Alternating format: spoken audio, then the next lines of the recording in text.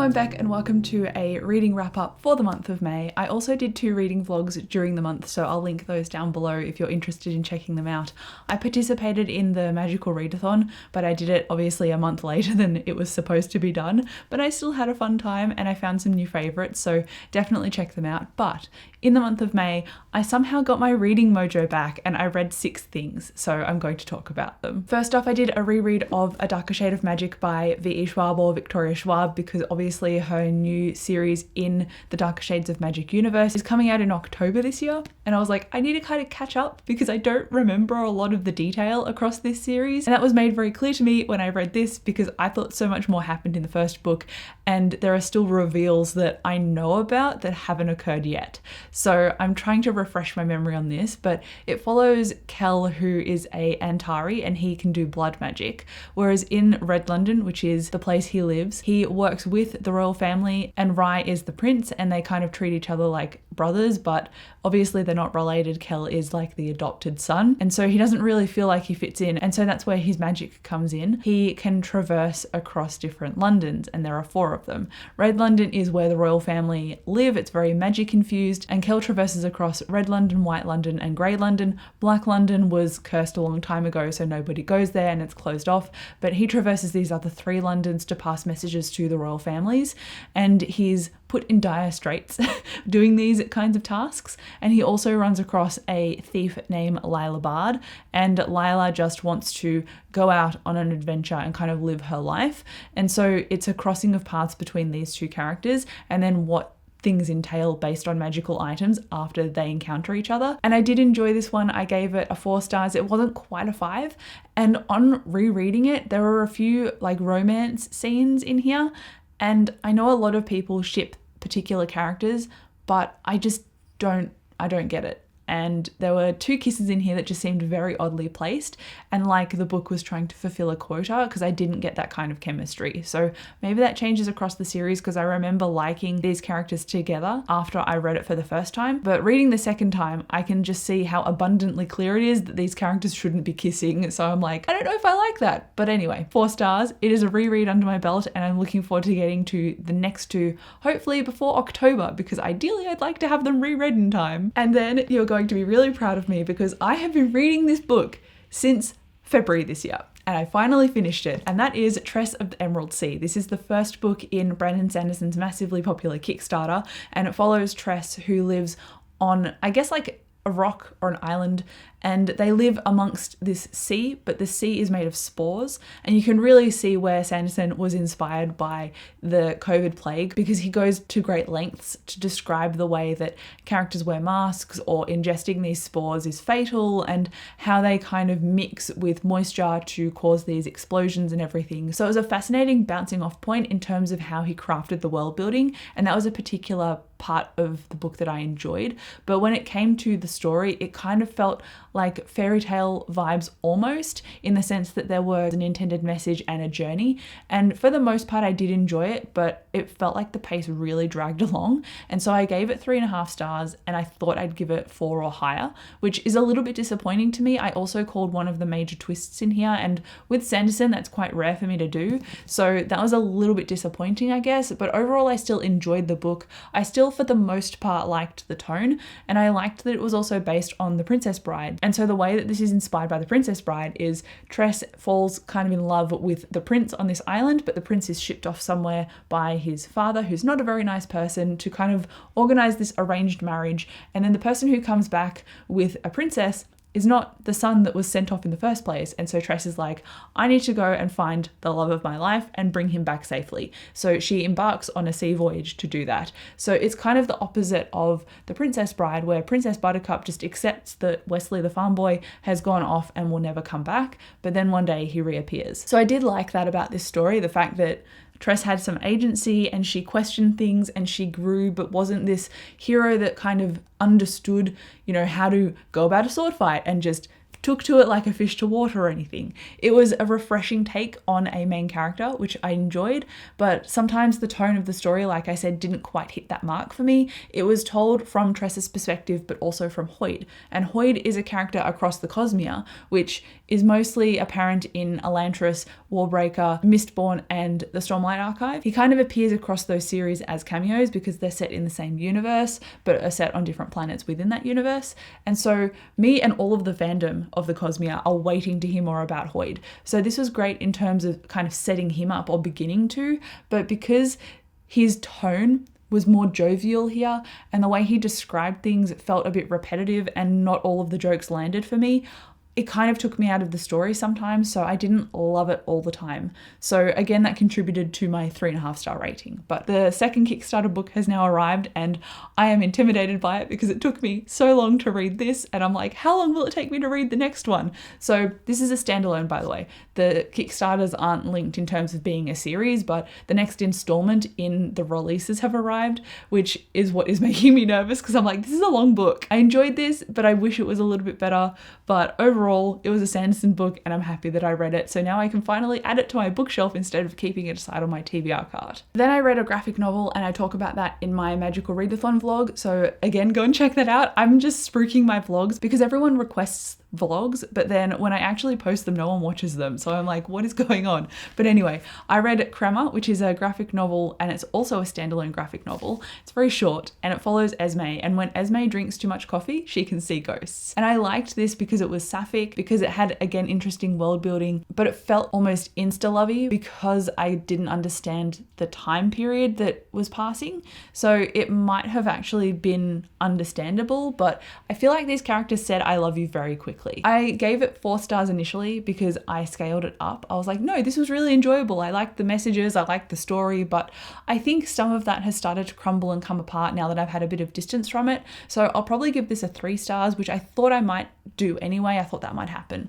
So it was fine, but you know, if I knew what it was about and how I'd react to it, I probably wouldn't have gone out and bought it. But then I read probably my favorite book of 2023 so far. And I have been sleeping on this series because one of my friends has been raving about this in my DMs, and I finally took her word for it and dived in, and that is Wolf Song by TJ Klune. Now, I didn't love the Cerulean Sea. In fact, I DNF'd it. So picking up another title by TJ Klune, I was like, will I like it? Turns out I loved it. So Wolf Song follows Ox and Joe, and it's also a queer male-male romance, but it focuses very much on found family, on grief, on understanding and growing from abuse. And it's a very raw and emotional book. And so it kind of broke me, but in such a fantastic way that I want to smash people over the head with it and go read this and be broken as well because it is worth it. So I basically want to say that it was just deep, it was rich, it made me cry, and I love it with all my heart. And I can't wait to reread this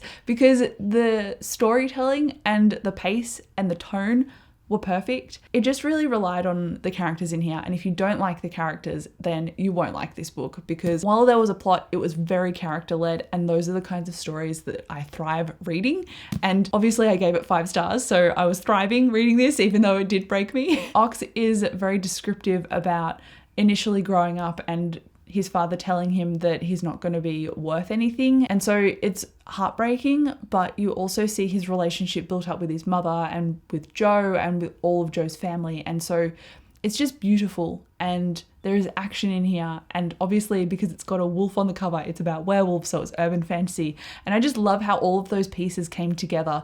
And I really want to continue reading this because it's a series, but the next book is not re-releasing until August, I think. So I have a little bit to wait, and these are more like companion novels rather than direct sequels. So I think if you want to give the series a try, you're more than welcome to, because Ox and Joe's story are very neatly tied off in this, and then it follows other characters with Joe and Ox as like peripheral side characters after this, because I read the blurb for book 2 and I'm also quite excited to read about that. So what can I say? I think I've discovered a new favorite book and a new favorite potential series because I'm really excited about this one. I'm just so glad that I read it finally. And then you've seen me banging on about this series or this book as well for quite a few videos now, so you'll be pleased to know that I finally finished this. I was rereading it so that I could read Memory of Souls, which is book 3, and I am pleased to report that I have now read 400 pages of Memory of Souls, and I'm filming this just before we click over into June. So I'm ahead of my reading for June, which I am very proud of because it's a very thick book. Like, these are long. So, you know, each one is an undertaking, but it's a worthwhile undertaking. As for my rating, I gave this a 4 stars, and this series is a high fantasy series. It follows Kieran as our protagonist in book 1. He encounters a demon talking to one of the royal houses, and they're kind of making plans, and they're not very nice plans. They're rather devious. And so because Kieran overhears some of this, the demon kind of clocks him, and from there Kieran unravels this entire plot of the royal family, political allies and enemies, and all of this magic ensues as well. So he really starts that ball rolling. He's a very unwilling hero. He just wants to do his own thing, and I really like him for that reason. It makes him very sarcastic, and I often grin when I'm reading these because of his tone of voice. But the second book follows a different character, Janelle, and Janelle is almost like a demon-birthed child. She's kind of cursed by a demon, I suppose, and when she was a kid, she was saved from this hell march. And so when there is a hell march, all of these demons come to town and they basically go on a murder spree. And she was apparently an 8-year-old possessed who was leading this hell march and was saved from this hell march by some significant characters in here. And so based on her childhood and growing up, now whenever she goes to sleep at night, her soul is sent to the afterlife to fight demons. And when she wakes up again, she's back in the human world. She's also got magic in that she is supremely strong. So to see her fighting is just really fascinating, and I loved how fiery she was. But then when I was reading her story, a lot of it rehashed events in different places based on the first book, which was Kieran's perspective, and they're kind of in a Name of the Wind scenario in terms of being in a tavern and having this discussion, and it's 3 days after the events of the first book, and so they're going back and rehashing a lot of the things that happened there. And so it's really interesting because you get this multifaceted perspective, and you get a lot more underlying understanding of what was occurring politically between different situations that each of these characters were in like a push and pull situation. And at one point they were like, how do we know all the same people? Which I thought was funny. So it was good, but the pace of the first 2/3 dragged a lot, and then a lot happened at the ending, and you can see why, because it's setting up for book 3. So while I did enjoy it, I gave it a 4 because I didn't love everything about it. And when I was rereading it as well, I would get to certain points and be like, oh yeah, I know this. I remember this. This is a world building point. Okay, I got it. It's in my brain now. Let's go. So the pace felt like it was withholding me almost, because I'm like, let's push through. And it was like, actually, no, let's sit down and describe the situation. Some of that was a bit of a detriment to me enjoying the story. But now that I'm into book 3, these have set the book up so well, and everything is blasting by in a great way that's not too quick that you miss things, but is detailed enough to take you with the story. And it's also busy enough that you're not feeling super distracted or your mind is wandering because it's keeping your attention. So I'm potentially going to give the third book 5 stars, even though I gave this 4 and the first book 4.5. So the series has kind of done this, and now it's going back up for me again, which is very exciting. So I've got the third book and then books 4 and 5, and then the series is done, but all of them are very long. So I'm really glad that I'm past the point where I need to reread things again, and all the content is new to me, which is very exciting. And then I was like, I have so many library holds coming in because at the end of April I got married, which is obviously super exciting, but that meant that I was very busy and didn't get a chance to read anything. So I was putting off all of my library holds until after the wedding, and now we're in May, or I mean the end of May, and all of those library holds were like, remember me? And so I was like, oh, this is stressful because everything's coming in at once. So I deflected a few, and then I tried the other Merlin, which obviously is a Merlin retelling, but I was talking about this again in a recent reading vlog and saying how picky I am with Merlin stories. And this was the case with this one as well. So I thought initially that it was a queer story between 2 men. It's not. It's a story that is a rom-com romance between Arthur and Emrys, who is Merlin but a woman. And I was like, oh, already? This seems like it could be great, but I just don't vibe with it. Like, it's not my thing. And it's got a pretty decent rating across Goodreads. So I think it's a good book, but it's just not what I was approaching the book for, which is a queer story with magic and a rom-com. And also the characters were around 18, and I thought they'd be aged up into mid-20s. So already I was kind of disappointed going into the book, and then the narration style and the way that it introduced Arthur and Lancelot, I was like, I'm not interested, so I ended up putting it down at 4%. So that was my only DNF during the month of May. But then I listened to another audiobook that is narrated by Joe Jameson, who did the Trader's Blade series or the Greatcoats, which I absolutely adored, and I listened to The Malevolent Seven by Sebastian de Castell.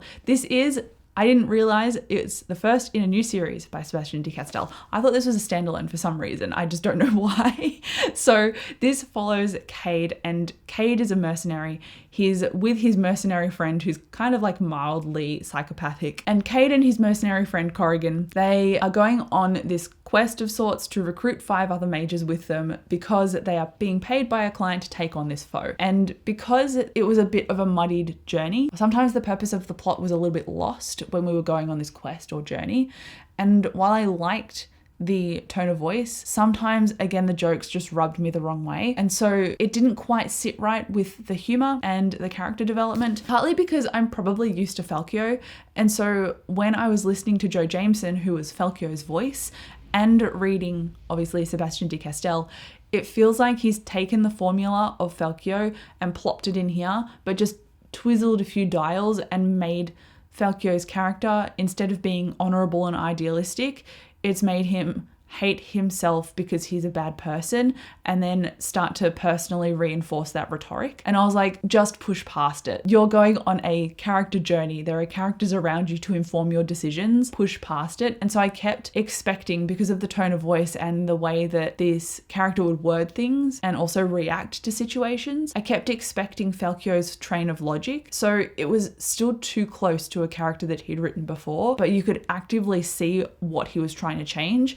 So it just felt a little bit clunky to me, and that's a little bit disappointing when Sebastian de Castell's one of my favorite authors. Like, I loved the Spellslinger series, I loved Greatcoats, so I was going into this expecting him to kind of blow it out of the water and be a 5-star read, but unfortunately it wasn't. I did give it 4, which is still a good rating, and like I said, I still liked the journey they went on. I liked how it was unique, and I liked how Cade in this world is a magician, or like a mage, I suppose, but because demons exist, you can do deals with demons in order to get magical abilities, and that's what Cade does. So already he is liaising with demons. He's not made great decisions in the past. He's turned away from his past, but we get to see a discussion with his old mentor that started to twist his thinking. So you think, wait, based on certain decisions and conversations you've had, you're not as bad as you think you are. Like, why are you reinforcing this rhetoric? So it's probably going to be something that is explored across the series. But for me, it just frustrated me every now and then seeing it in this book, although I eventually did like pieces of Cade and the cast of characters around him. That said, only Cade and Corrigan felt fully fleshed out to me. The other characters felt like they could do with a few more books, which makes sense because it's going to be a series. So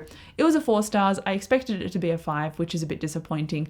I guess even though I found Wolfsong, which is a new favorite book for me during the month of May, I also was mildly disappointed by some of my favorite authors, like this one by Sebastian de Castell and then Tress of the Emerald Sea by Brandon Sanderson. I just had higher expectations than what were delivered, but ultimately I still enjoyed the books that I read, except for that DNF. So I would consider this a highly successful month. My page count is quite up there, so I'm keen to go straight into my TBR for June because again, I have lofty goals, but I think for the most part, I'm going to be able to reach some of them, if not most of them. I'm pretty happy that I read 6 books. Let me know what you read or how many books you read during the month of May. I would love to know. But if you've read any of these books as well, come and let me know down below too, because I'd be interested. Again, I'm going to spruik my reading vlogs if you want further information about some of these books. But thank you again so much for watching this video. I'll come chat to you down below in the comments, and I'll see you in my next one. Bye.